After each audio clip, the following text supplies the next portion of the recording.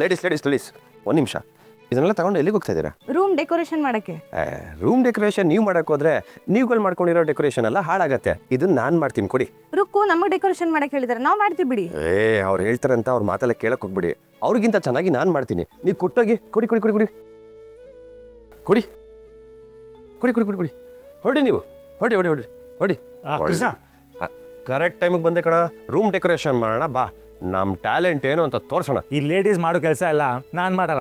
ಬರೀ ಲೇಡೀಸ್ ಮಾಡೋ ಕೆಲಸ ಅಲ್ಲ ಕಣ, ಇದೊಂಥ ಕ್ರಿಯೇಟಿವ್ ಕೆಲಸ. ನಾನೇನು ಹೇಳೋಣ ಅಂತ ಬಂದರೆ ಈ ಹೂ ಕಟ್ಟೋ ಕೆಲಸ ಕ್ರಿಯೇಟಿವ್ ಕೆಲಸ ಅಂತೀಯಲ್ಲ, ನನಗಿದೆಲ್ಲ ಇಂಟ್ರೆಸ್ಟ್ ಇಲ್ಲಪ್ಪ. ನೀ ಮಾಡ್ಕೋ. ಅದಲ್ವಾ? ಆಗಲ್ಲ ಅಣ್ಣ.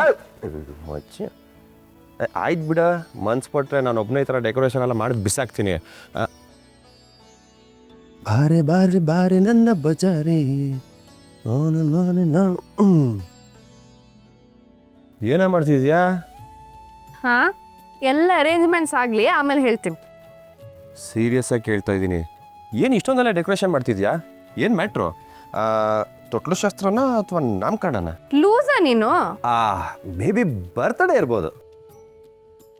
ಓಕೆ ಈ ಥರ ಎಲ್ಲ ನೋಡಿದ್ರೆ ನಮ್ಗೆ ಒಳ್ಳೊಳಗೆ ಜುಮ್ ಅನಿಸುತ್ತೆ.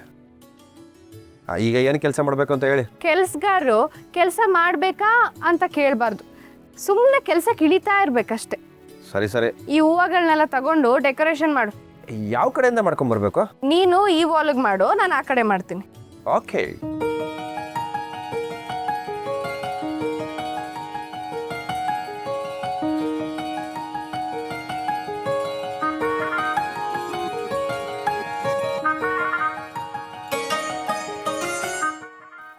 ಮೀಟ್ರಾ ನೋಡಿ. ಈಗ ಅಲ್ಲ, ಗ್ಯಾಪ್ ಕೊಡದೆ ಎಲ್ಲ ಹತ್ರ ಅನ್ಸಿಟ್ಟಿದೆಯಲ್ಲ.